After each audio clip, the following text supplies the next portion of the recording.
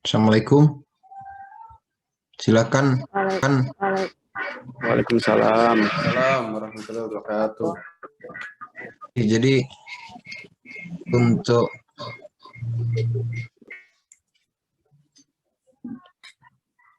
hari ini saya silakan kelompok 2 untuk mengulang mempresentasikan kembali PowerPoint-nya, tugasnya. Ya kelompok 2 ya kemarin itu ya. Iya Pak, siapa? Anu tuh, storing tuh. Suara saya juga bergema di sana.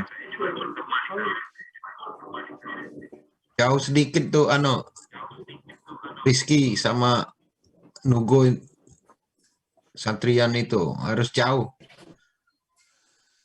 Kalau enggak bergema suara saya. Enggak bisa berdekatan begitu tuh. Harus menjauh. Dalam satu ruangan enggak bisa dua tuh suara saya kan menggema tuh. Itu yang membuat juga enggak lancar kan ini. Coba dihidupkan. Kamu menggema tuh. Sudah harusnya, Pak.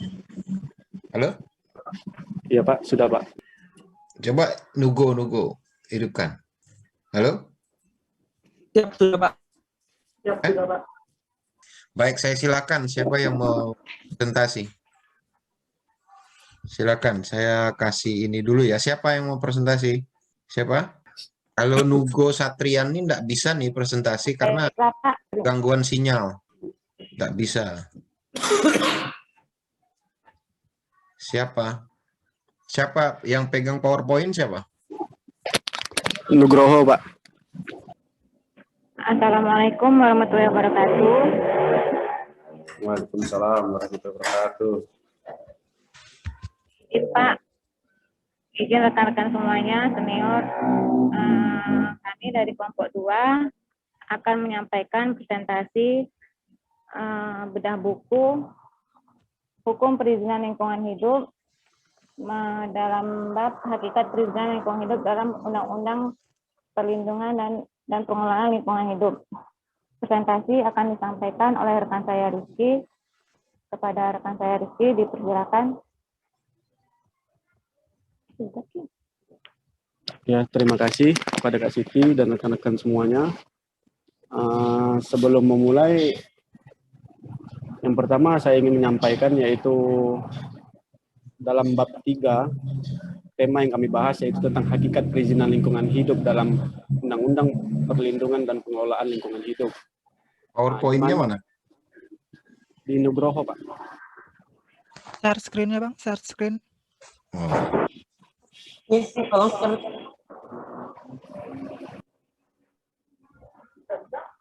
Oke. Presentasi, silakan.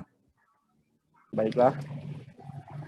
Di sini sebelum kita memulai lebih dalam, yang pertama yaitu yang akan saya sampaikan mengenai hakikat dalam perizinan lingkungan hidup ini, di mana yang kelompok kami cerna yaitu dalam hakikat perizinan lingkungan, yaitu yang berdasarkan kepada Undang-Undang Nomor 32 Tahun 2009 tentang perlindungan dan pengelolaan lingkungan hidup. Baiklah, di sini kami langsung masuk kepada poin yang pertama yaitu kelebihan dari buku Hukum Perizinan Lingkungan Hidup, di mana yang kami bahas dalam bab 3 terdapat 4 kelebihan, yakni diantaranya 1. Dalam penjelasan bab 3 mengenai hakikat perizinan lingkungan hidup dalam Undang-Undang Perlindungan dan Pengelolaan Lingkungan Hidup ini sudah sangat jelas dan mendetail. Yang kedua yaitu diberikannya penjelasan terhadap poin-poin, maka pembaca lebih mudah dalam memahami makna dari setiap poin yang diberikan. Yang ketiga, dengan diberikannya contoh kasus maka dapat disimpulkan bahwa setiap pembaca yang awam sudah pasti akan dapat mengetahui tujuan dalam penulisan buku tersebut. Yang keempat, yaitu dapat dijadikan referensi dalam penulisan skripsi, tesis, dan disertasi. Adapun beberapa kekurangan dalam buku ini, poin yang kelompok kami rasa kurang tepat atau perlu ditambahkan yaitu yang pertama, dengan disahkannya Undang-Undang Nomor 11 Tahun 2020 tentang Cipta Kerja, Maka di sini ada beberapa peraturan yang dihapus di dalam perizinan lingkungan hidup ini. Yang mana yang kami bahas yaitu izin lingkungan yang dihapuskan. Maka harus sesuai dengan aturan yang berlaku pada saat ini. Yang kedua, poin kedua, yaitu tidak adanya penjelasan tentang aspek yang mempengaruhi dalam penataan ruang yang meliputi aspek teknis atau rekayasa, yang dimana aspek teknis ini menjelaskan proses mulai dari perencanaan sampai pelaksanaan, terutama yang berhubungan dengan konstruksi dan infrastruktur. Yang kedua, yaitu aspek ekonomi. Dari segi ekonomi, penataan ruang tidak hanya dipengaruhi oleh biaya, tetapi juga kegiatan ekonomi dan potensi baik sumber daya alam maupun buatan. Aspek yang ketiga, yaitu aspek sosial dan budaya, di mana aspek ini meliputi karakteristik sosial penduduk, karakteristik budaya atau adat masyarakat, kehidupan sosial masyarakat, jumlah penduduk, padatan penduduk, dan penyebaran sehingga dalam pelaksanaannya tidak bertentangan dengan kehidupan sosial dan budaya penduduk sosial. Di sini kami memberikan contoh dalam sosial dan budaya ini, di mana hukum penataan ruang berbasis budaya keraton yang diadakan di Yogyakarta. Poin keempat yaitu aspek hukum dan kelembagaan, di mana aspek hukum ini memberikan pembuktian dari suatu proses pembangunan. Sedangkan aspek kelembagaan yang memberikan peranan besar terhadap penataan ruang. Yang kelima yaitu aspek lingkungan. Penetapan kebijakan-kebijakan dan perencanaan penataan ruang harus memperhatikan sistem ekologi global dan lokal, serta memberikan sumber daya alam yang memperhatikan suatu sistem yang terkandung di dalam wilayah itu. Setiap pembangunan harus memperhatikan aspek lingkungan, yang dimana poin pertama yaitu meminimalisasi dampak dari pembangunan dan kegiatan pada perubahan ekologi. Yang kedua, meminimalisasi risiko akibat adanya perubahan-perubahan terhadap bumi, seperti kerusakan lapisan ozon, pemanasan global yang disebabkan oleh emisi karbon dioksida atau yang kita kenal sebagai gas dari kendaraan bermotor tersebut. Adapun perubahan iklim global yang disebabkan oleh banjir, kekeringan, penebangan liar. Poin ketiga, meminimalisasi polusi udara, air, dan tanah. Poin keempat, adanya jaminan pembangunan yang berkelanjutan serta berwawasan lingkungan. Di sini poin ketiga dalam bedah buku yang kami dapat yaitu belum adanya tentang penjelasan mengenai kendala pemanfaatan ruang. Di mana seperti yang kita ketahui di Indonesia ini, setiap kabupaten atau kota pasti ada kendala dalam pemanfaatan ruang. Yang pertama yaitu tentang rencana yang tersusun tidak memperhitungkan keserasian, keseimbangan, dan kelestarian lingkungan. Yang kedua, tidak adanya ketegasan hukum bagi setiap orang yang melanggar ketentuan dalam ruang. Poin yang ketiga, penegakan hukum lingkungan merupakan upaya untuk mencapai ketaatan dalam hukum yang berlaku secara individu ataupun kelompok, melalui pengawasan dan penerapan sanksi secara administratif, keperdataan, dan kepidanaan. Poin keempat, penetapan rencana lebih banyak didominasi oleh keputusan publik, sehingga objektivitas terhadap karakteristik wilayah menjadi tidak berjalan dengan baik. Poin kelima, otonomi daerah mendorong setiap daerah untuk peningkatan asli daerah, sehingga setiap upaya pemanfaatan tata ruang diupayakan harus dapat memberikan sumbangan ekonomi. Baiklah, saran dan masukan akan disampaikan oleh Saudara Nugroho. Baik, Assalamualaikum warahmatullahi wabarakatuh. Selamat sore Pak Helmi dan selamat sore teman-teman semua. Nah, jadi kelompok kami telah membahas dan juga telah berdiskusi dengan buku ini, adapun saran ataupun juga masukan. Nah, jadi kalau kita lihat sekarang, dengan disahkannya Undang-Undang Nomor 11 Tahun 2020 tentang Cipta Kerja, terdapat perubahan yang sangat signifikan, terutama terhadap izin lingkungan, yang berarti bahwa setiap literatur yang berkaitan dengan izin lingkungan harus direvisi kembali. Yang mana itu dengan disahkannya Undang-Undang Nomor 11 Tahun 2020 ini terdapat peraturan-peraturan, beberapa peraturan yang dulunya ada, namun dengan adanya sekarang itu harus dihapuskan. Contohnya yang kami bahas itu adalah izin lingkungan. Tapi menurut kelompok kami, Pak, izin lingkungan ini sangat dibutuhkan dalam perizinan lingkungan hidup. Jadi sesuai dengan Undang-Undang Nomor 32 Tahun 2009, itu sangat penting sekali terdapat 2 syarat adanya analis dampak lingkungan yang kita kenal sebagai AMDAL dan izin lingkungan. Nah, jadi kedua ini itu secara birokrasi berkaitan erat dengan kewenangan pihak yang mengawasinya. Jadi izin lingkungan itu sebagai instrumen pencegahan terjadinya kerusakan atau pencemaran lingkungan yang diakibatkan oleh dunia usaha, oleh kita sendiri gitu loh. Dan ini sangat memang benar, menurut dari pembahasan kami, pemerintah bertujuan untuk menyederhanakan perizinan lingkungan itu sendiri agar masyarakat dapat dengan mudah dalam mengurus perizinan lingkungan tersebut. Tetapi sebagaimana mestinya, kelompok kami juga justru malah menyulitkan pengawasan penegakan hukum dan bisa menimbulkan konflik masyarakat dengan perusahaan ataupun juga komponen perusahaan yang melanggarnya. Dan di sini kita juga melihat dengan adanya aspek-aspek yang tadi udah dijelaskan sama Rizky, itu sangat mempengaruhi dalam penataan ruang yang dimana sangat membantu kita semua selaku pembaca untuk mengetahui aspek apa saja yang mempengaruhi dari lingkungan hidup dalam penataan ruangan itu sendiri. Nah, di sini kami juga melihat terdapat kendala, ternyata ada kendala pemanfaatan ruang lingkungan di sini yang mana kelompok kami tegaskan dalam ketegasan hukum dan juga penegakan hukum terhadap hukum lingkungan itu harus jelas dan mudah dipahami, dimulai dari sanksi yang diberikan secara administratif, keperdataan, serta juga pidana. Itu kita juga membahas adanya contoh seperti Peraturan Wali Kota Jambi Nomor 61 Tahun 2018 tentang pembatasan kantong belanja plastik. Terima kasih. Demikianlah presentasi dari kelompok kami, Pak. Bila ada saran ataupun masukan dari rekan-rekan yang lain, kami persilakan. Terima kasih. Assalamualaikum warahmatullahi wabarakatuh. Salam.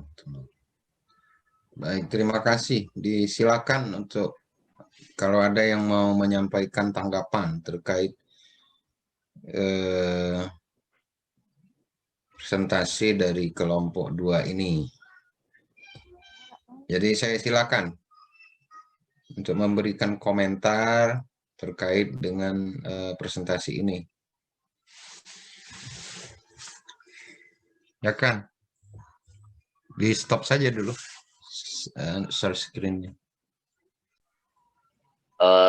Menurut saya apa yang saudara sampaikan sangat menarik dan baik sekali terhadap buku lingkungan hidup tersebut. Namun yang menjadi ingin saya tanyakan kepada rekan-rekan, menurut saya terkait dengan penghapusan izin lingkungan tadi ya dalam Undang-Undang Cipta Kerja. Iya, siap Bang. Nah, jadi bagaimana menurut saudara? Tadi saudara mengatakan bahwa izin lingkungan ini dihapuskan sangat bisa berdampak negatif terhadap keberlangsungan lingkungan hidup. Namun selama ini yang kita lihat bersama bahwa AMDAL itu juga terkesan seperti sebagaimana yang saya baca dalam buku tersebut, akan jadi dokumen mati, jadi syaratan lah dalam hal perizinan lingkungan. Barangkali itu yang mendasari pemerintah menghapuskan hal tersebut. Namun dalam hal ini saya meminta anggapan saudara. Apa baiknya dihapuskan atau tidak dihapuskan terkait perizinan lingkungan ini demi keberlangsungan lingkungan hidup kita ke depan. Barangkali demikian yang ingin saya sampaikan dan tanggapi. Mudah-mudahan ini menjadi pelajaran dan pembelajaran untuk kita sebagai generasi muda ke depan dalam keberlangsungan lingkungan hidup kita. Terima kasih. Wassalamualaikum warahmatullahi wabarakatuh.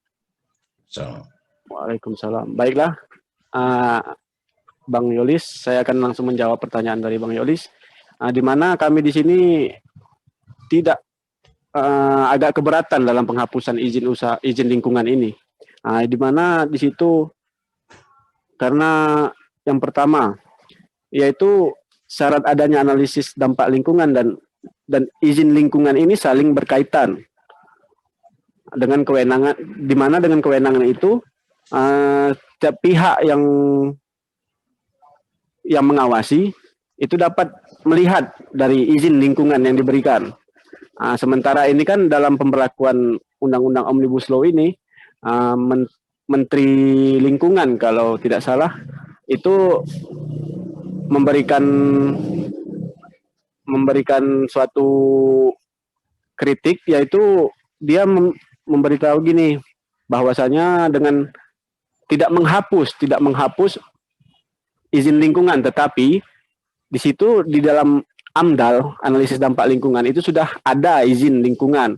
Di mana yang menurut kami itu kurang sesuai, karena dalam pengawasan ini, dalam penegakan hukumnya agak susah untuk aparat penegak hukumnya menjalankan. Jadi mungkin begitu yang bisa saya tanggapi, Bang Yolis. Dan izin kalau boleh saya tambahkan. Ya, silakan. Kan udah jelas bahwa pemerintah itu bertujuan untuk menyederhanakan perizinan lingkungan agar masyarakat dapat dengan mudah untuk mengurus perizinan lingkungan tersebut, seperti itu. Jadi masyarakat itu diibaratkan biar sama-sama pemerintah dan juga masyarakat saling berkontribusi dalam yang namanya perizinan lingkungan itu biar terjalan, seperti itu. Oke, baik. Jadi yang dapat saya tangkap dari penjelasan saudara bahwa kelompok saudara keberatan. Artinya hal tersebut sangat disayangkan dalam Undang-Undang Cipta Kerja yang menghapuskan lingkungan.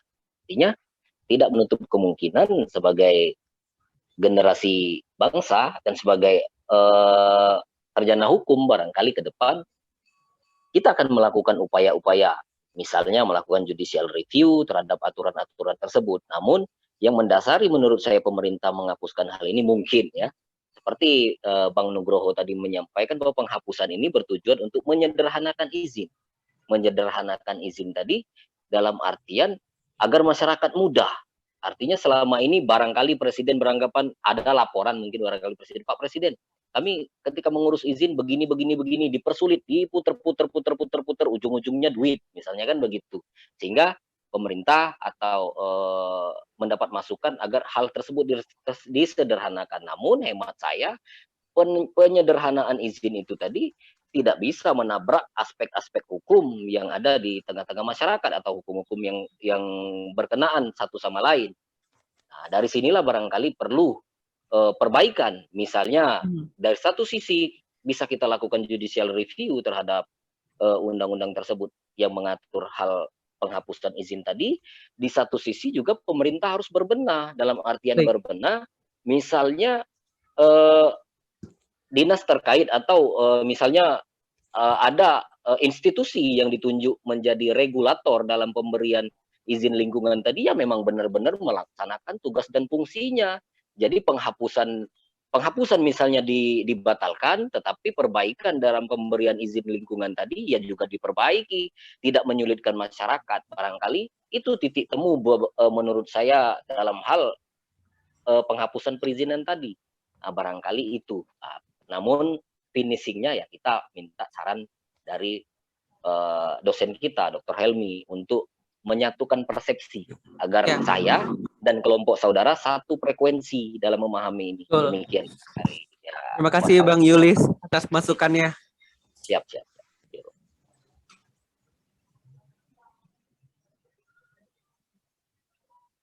Oke, masih ada? Mohon izin Pak. Silakan. Saya di sini sebenarnya bukan memberikan komentar terkait dengan terlepas dari tata cara presentasinya atau gimananya. Saya di sini mengajak. Yogi, suaranya kecil.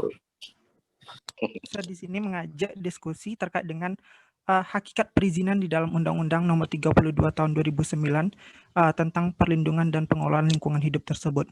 Sebenarnya di dalam undang-undang tersebut ini sebenarnya banyak beberapa masalah yang terjadi. Adanya tidak hanya dihapuskan, sebenarnya perizinan lingkungan hidup ini sebenarnya bukan berkaitan dengan menyederhanakan izin sebenarnya, akan tetapi adalah berkaitan dengan bagaimana instrumen hukum ini dapat berjalan sebagaimana mestinya. Hukum dipandang sebagai instrumen dalam penyelenggaraan negara, juga harus berdasarkan pada ketentuan-ketentuan yang lainnya. Ketentuan-ketentuan yang lainnya yang dimaksud di sini adalah tidak bertentangan dengan undang-undang yang lain, seperti dalam izin lingkungan, seperti di dalam bidang atau sektor bidang pertambangan, kemudian perkebunan, kemudian kehutanan. Ini sebenarnya ada beberapa izin lingkungan yang bermasalah. Bermasalahnya adalah kurangnya pengawasan yang dilakukan oleh izin yang telah dikeluarkan. Izin yang dikeluarkan yang mengenai AMDAL ini adalah berkaitan dengan siapa yang mengeluarkan izin tersebut, maka dia wajib hukumnya untuk melakukan pengawasan, baik pengawasan secara represif maupun preventif. Nah, itulah kenapa ini sebenarnya pada bab 3 adalah lanjutan dari bab 2 yang sebelumnya tentang negara hukum kesejahteraan. Ini adalah pembahasan mengenai kelompok kami, negara hukum kesejahteraan. Di dalam negara hukum kesejahteraan itu sendiri, bahwa hukum adalah sebagai penyelenggara negara dan harus tunduk kepada hukum itu tersebut. Nah, di dalam hukum, ini penyelenggara negara harus melihat dan memperhatikan dari sisi lingkungan, terutama mengenai ekologi, kemudian sosial, kemudian ekonomi. Dalam pembangunan berkelanjutan pun, juga harus ada beberapa aspek yang perlu diperhatikan, pengendalian, pemeliharaan, dan pemanfaatan lingkungan hidup. Kita tidak hanya bisa melihat apakah izin tersebut dikeluarkan oleh pemerintah ini, kemudian yang melakukan pemerintah yang lainnya. Misal, yang dikeluarkan oleh pemerintah provinsi, yang kemudian kabupaten kota yang mengawasi, yang nggak bisa. Karena kita harus melihat apakah izin tersebut ini dikeluarkan dalam jangka waktu yang cukup lama atau dalam jangka waktu yang cukup singkat. Begitu. Kemudian kelompok 2 ini saya melihat pembahasan materinya ini perlu ditambahi mengenai hakikat perizinan lingkungan hidup ini. Ini sebenarnya banyak yang perlu dibahas di dalam materi ini. Terima kasih.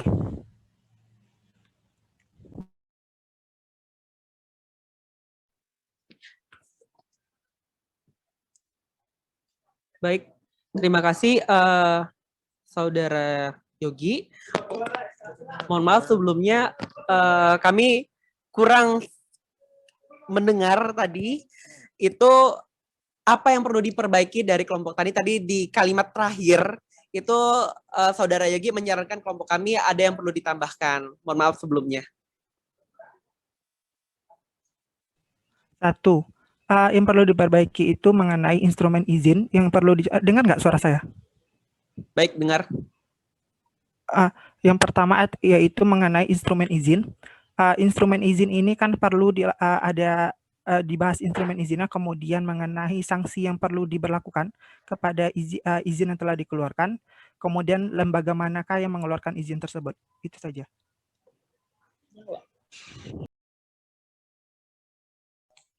Ada yang masih ada lagi yang mau komentar, silakan.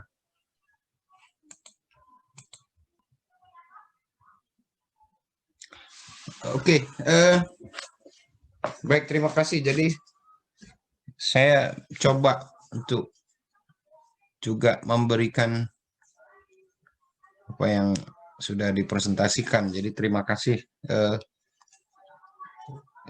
sudah memberikan pandangan.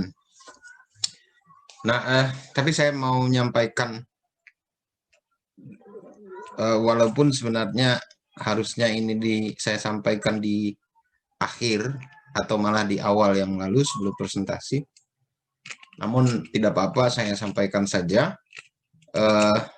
bahwa ide utama dari buku ini yang sebenarnya ini hasil dari perasan dari disertasi saya waktu itu, yang berjudul penerapan prinsip prinsip keterpaduan dalam hukum lingkungan, penerapan hukum lingkungan dalam sistem perizinan terpadu bidang lingkungan hidup dalam rangka mewujudkan pembangunan berkelanjutan di Indonesia. Nah, ide utama dari tulisan ini sebenarnya didasarkan pada pasal 1 angka 1 Undang-Undang nomor 32 tahun 2009 tentang perlindungan dan pengelolaan lingkungan hidup. Nah, di dalam pasal 1 angka 1 itu kalau dilihat itu ada di halaman di latar belakang itu, judulnya saya koreksi, penerapan sistem perizinan terpadu bidang lingkungan hidup dalam hukum lingkungan untuk mewujudkan pembangunan berkelanjutan di Indonesia. Kalau dilihat di bab 1 itu ada subbab A itu isu hukum tentang perizinan lingkungan. Nah, seperti yang saya sampaikan tadi, saya menemukan sebuah persoalan hukum terkait bagaimana aktualisasi dari konsep lingkungan hidup di dalam sistem perizinan lingkungan di Indonesia. Yang saya maksudkan perizinan lingkungan bukan izin lingkungan semata, seperti yang ada di dalam Undang-Undang Lingkungan Hidup sebenarnya. Namun, izin lingkungan yang saya maksudkan, perizinan lingkungan yang saya maksudkan adalah sistem perizinan yang terkait khusus di bidang lingkungan hidup. Karena makna dari lingkungan hidup bagi saya terkait dengan sektor-sektor yang orang menggunakan istilah sumber daya alam. Karena luasnya, karena konsep dari lingkungan hidup itu, kalau kita lihat di pasal 1 angka 1 Undang-Undang Lingkungan Hidup atau Undang-Undang nomor 32 tahun 2009 tentang perlindungan dan pengelolaan lingkungan hidup itu adalah kesatuan ruang yang di dalamnya ada dengan segala benda daya termasuk manusia di dalamnya yang saling berinteraksi menjadi satu kesatuan yang kemudian disebut lingkungan hidup. Nah, kemudian saya terjemahkan, saya coba telusuri makna dari lingkungan hidup ini, maka saya simpulkan kata kunci untuk menemukan ruang lingkup atau cakupan dari lingkungan hidup itu, maka saya harus mencari makna dari ruang. Karena kata kunci dari konsep lingkungan hidup itu menurut saya ruang. Nah, ruang di mana saya harus menemukan itu di pasal 1 angka 1 Undang-Undang nomor 26 tahun 2007 tentang penataan ruang. Ruang adalah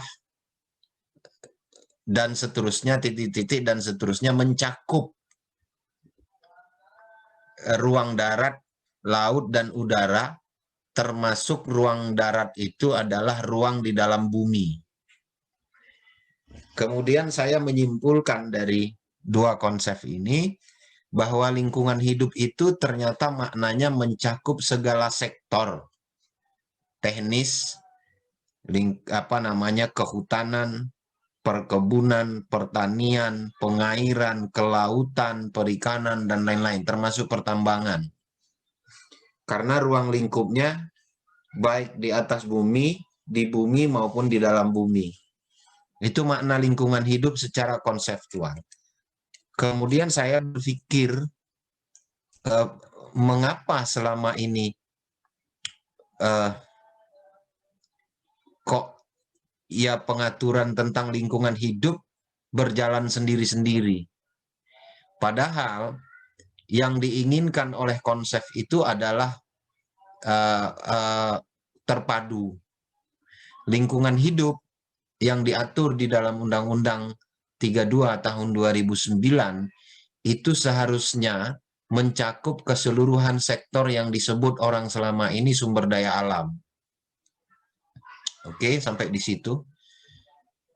Nah, termasuklah tentu saja perizinannya. Termasuklah perizinannya.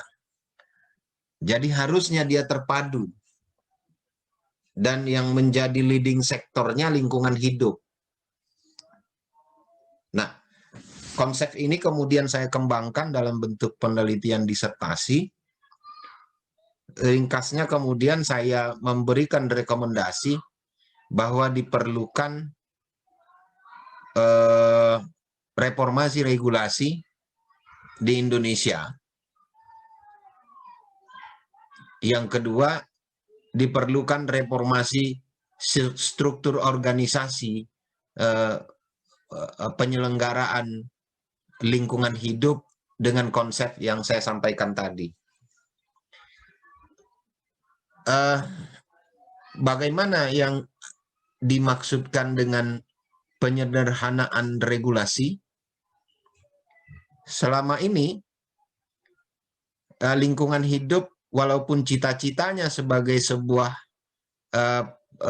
regulasi yang mencakup seluruh sektor di bidang lingkungan hidup atau sumber daya alam tadi, tapi nyatanya dia tidak berfungsi sebagai sebuah undang-undang yang seharusnya aturan-aturan sektoral itu tunduk dan taat pada undang-undang lingkungan hidup. Karena apa masalahnya? Karena sektor-sektor itu juga diatur dalam bentuk undang-undang. Maka tidak mungkin sektor-sektor yang dibentuk sama-sama setingkat dengan undang-undang itu saling membawahi. Dia tidak bisa tunduk dan taat terhadap undang-undang lingkungan hidup. Walaupun secara substansial atau materi muatan, undang-undang lingkungan hidup sebenarnya normanya itu lebih luas. Dia mencakup keseluruhan sektor itu. Tapi kita dihadapkan pada negara hukum formil yang mengutamakan positivisme hukum. Ketika bentuknya yang sama-sama undang-undang, sama-sama PP atau sama-sama peraturan daerah, maka tidak ada yang namanya subordinat. Itu masalah pertama yang saya temukan. Yang kemudian saya kupas cukup mendalam di dalam buku ini. Nah, kemudian hal yang kedua adalah kelembagaan. Lingkungan hidup, sebelum kemudian dilebur dia menjadi ditambah kehutanan, dia merupakan kementerian tersendiri. Nah, kemudian sektor-sektor itu juga dikelola atau dibawahi oleh satu kementerian juga. Misalnya kehutanan kementerian, SDM kementerian, kelautan dan perikanan kementerian, pertanian yang di dalamnya ada perkebunan juga kementerian, lingkungan hidup kementerian. Jadi sama-sama kementerian. Nah, tidak mungkin masing-masing kementerian ini saling subordinat, itu tidak boleh. Nah, persoalannya disitulah yang kemudian saya menyimpulkan bahwa ini akan saya teliti dalam bentuk disertasi. Nah, saya langsung lompat ke terkait reformasi yang saya inginkan itu sebenarnya sudah ada di halaman 292, 290 dan 291 dan 292. Jadi ius constituendum yang saya inginkan adalah penyederhanaan regulasi.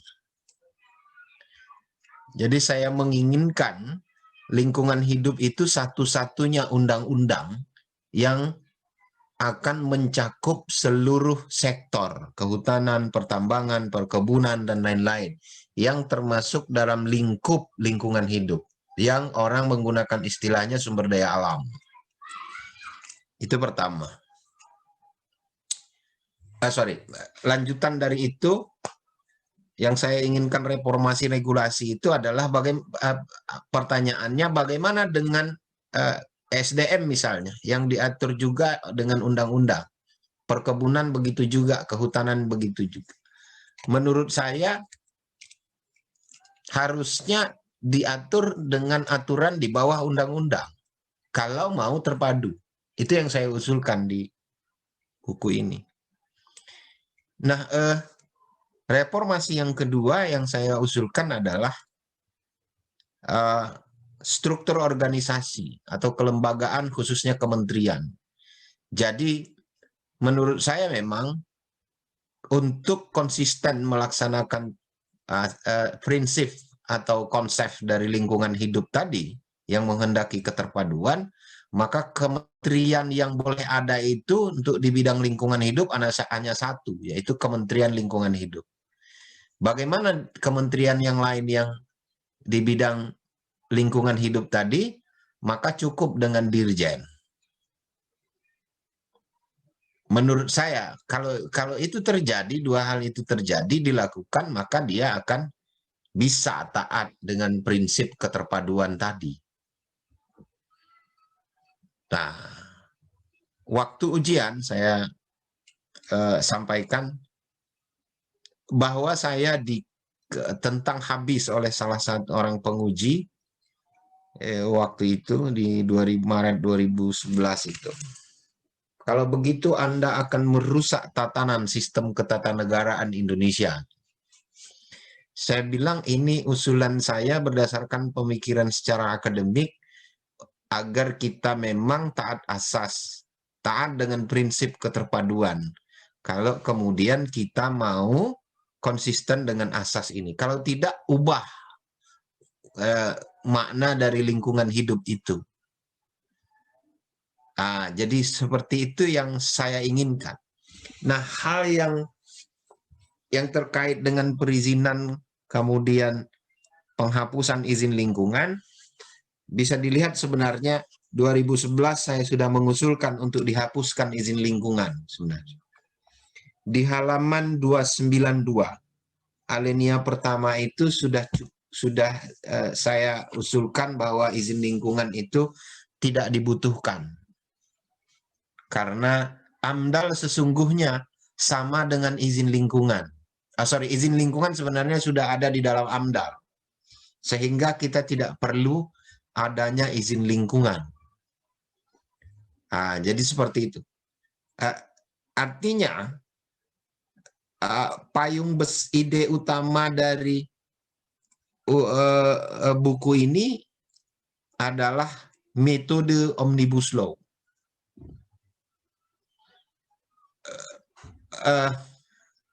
Nah, bahwa iya ada peraturan yang sudah tertinggal, betul, terima kasih komentarnya, karena ini yang akan saya revisi rencananya. Memang sudah ada draft beberapa, mungkin penambahan 1 atau 2 bab terkait khusus dengan Undang-Undang Cipta Kerja. Tapi sekali lagi bahwa sampai saat ini beberapa teman sudah mengkonfirmasi ke saya bahwa Anda 2011 sudah secara terang-terangan mengatakan bahwa perlu dilakukan reformasi regulasi di Indonesia, khususnya di bidang lingkungan hidup, dengan sistem Omnibus Law tadi, dengan cara Omnibus Law. Walaupun tidak ada saya menyebutkan Omnibus Law, tapi substansi cara yang saya usulkan adalah cara-cara seperti Omnibus Law. Nah, saya mengusulkan untuk reformasi regulasi menggunakan Omnibus Law harus dibatasi, tidak seperti Undang-Undang Cipta Kerja yang mengubah, menghapus, atau membuat norma baru terhadap 79 undang-undang, dan 79 undang-undang itu tetap diberlakukan, tetap berlaku. Jadi kalau kita kaji ya normanya bisa bentrok-bentrokan tuh.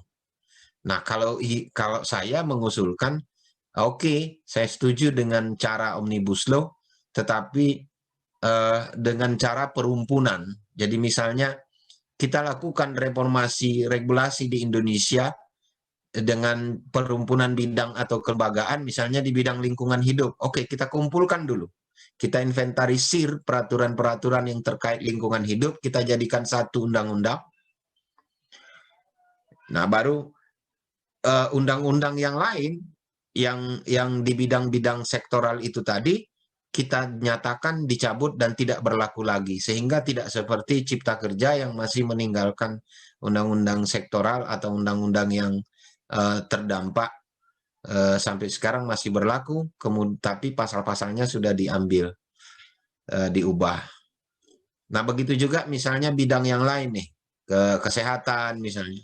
Undang-undangnya, peraturannya banyak sekali. Demikian juga misalnya di bidang pendidikan. Nah, harusnya kita menggunakan Omnibus Law itu dengan sistem perumpunan tadi. Bukan kemudian menyasar keseluruhan aturan, dan aturan yang disasar itu hanya diubah pasalnya, tapi tetap berlaku undang-undangnya. Jadi harusnya dikumpulkan dalam satu rumpun, dilakukan sinkronisasi dan harmonisasi. Nah, baru kemudian setelah dilakukan, cabut dan nyatakan tidak berlaku undang-undang yang sudah diubah tadi. Jadi itu pandangan saya, dan sekaligus saya menyampaikan maksud ide utama dan mengapa kemudian buku ini saya tulis. Jadi justru idenya walaupun tidak menyebut metode Omnibus Law, namun sebenarnya cita-citanya seperti Omnibus Law. Jadi di halaman 292 itu sudah ada, saya mengemukakan, langsung saya bacakan, kiranya AMDAL untuk satu usaha atau kegiatan sudah cukup merupakan syarat untuk mendapatkan izin usaha atau kegiatan. Mengenai aktivitas izin lingkungan sebenarnya merupakan kewajiban yang harus dilakukan oleh penanggung jawab usaha atau kegiatan dalam rangka melaksanakan izin usaha atau kegiatannya. Aktivitas tersebut merupakan satu kesatuan yang harus dilakukan, maka tidak diperlukan izin untuk melakukannya. Cukup dicantumkan sebagai persyaratan yang harus dilengkapi dan dilakukan oleh penanggung jawab usaha atau kegiatan. Misalnya, aktivitas untuk pengelolaan limbah, maka membutuhkan instalasi pengelolaan limbah atau IPAL, jadi aktivitas membuang limbah itu sendiri tidak perlu izin. Nah, konstruksi di dalam Undang-Undang Lingkungan Hidup ini ada dua. Satu izin lingkungan, satu izin usaha atau kegiatan. Dua-duanya mensyaratkan AMDAL. Untuk mendapatkan izin lingkungan membutuhkan AMDAL, untuk mendapatkan izin usaha atau kegiatan membutuhkan AMDAL. Sementara izin lingkungan juga syarat izin usaha atau kegiatan. Nah, kemudian saya coba telusuri, ternyata di dalam AMDAL itu sudah ada izin lingkungan. Maka menurut saya tidak perlu izin lingkungan, cuma cukup kita harus kembali kepada konstruksi lama, yaitu AMDAL syaratnya sebagai persyaratan izin usaha atau kegiatan. Tidak perlu izin lingkungan, karena izin lingkungan sebenarnya sudah terintegrasi di dalam AMDAL. Kira-kira begitu cita-cita yang saya inginkan di dalam buku ini. Oke, ada yang mau dikonfirmasi terkait itu? Nah, kalau presentasinya tadi ada beberapa yang memang harus diperbaiki, iya saya setuju, karena terutama terkait Cipta Kerja memang harus ada penegasan ya, karena undang-undang itu sudah berlaku dan sudah ada 45 peraturan pemerintah yang berlakukan pada pada bulan Februari 2021 yang lalu. Silakan, Nugroho.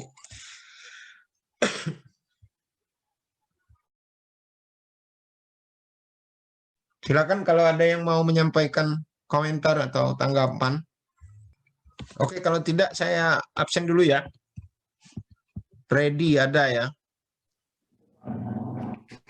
Hadir, Pak. Rizky Nugroho ada, Siti ada, Dedi Susanto. Hadir, Pak. Hadir. Rifki. Hadir, Pak. Hadir. Rifki mana? Hadir, Pak. Hadir. Oke.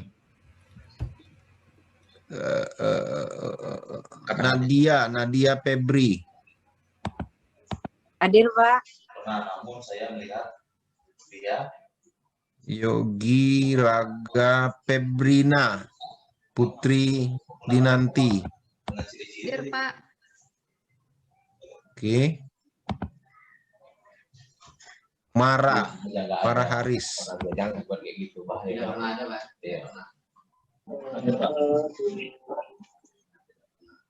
Oke. Bintang Jovinka. Hadir, Pak. Hadir, Pak. Jovinka. Hadir, Pak. Mana? Jovinka. Oh. Oke.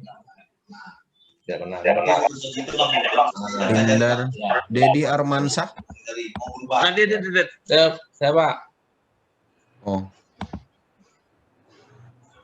Agusti. Siap, hadir, Pak. Oh. Oke. Triwanto. Hadir, Pak. Oke. Nadia Puspitasari. Hadir, Pak.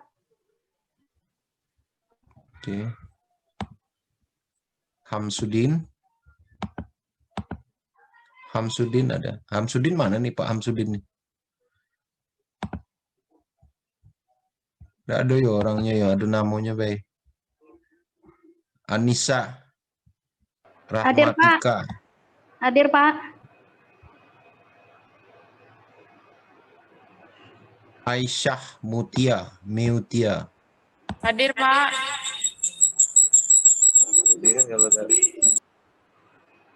Mana tuh?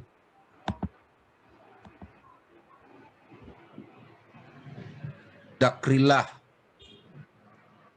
Hanif. Saya. Hadir, Pak. Yolis. Hadir, Pak.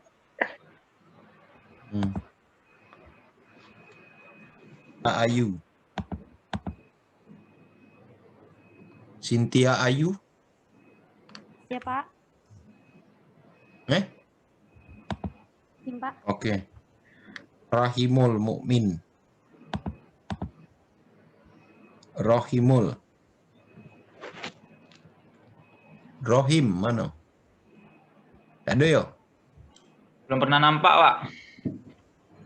Ya apa? Ya, dari awal, Pak. Wah, ini dibuat hadir terus.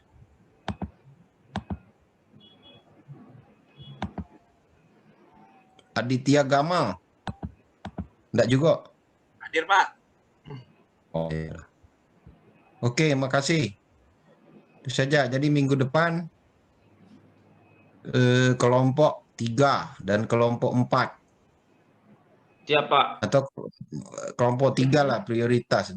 Tapi semua harus siap lah. Kalau misalnya siapnya lebih cepat, ya kelompok langsung ke kelompok 4 gitu ya. Izin Pak. Yup. Saya belum di absen Pak. Rindar Mandela Pak. Mana?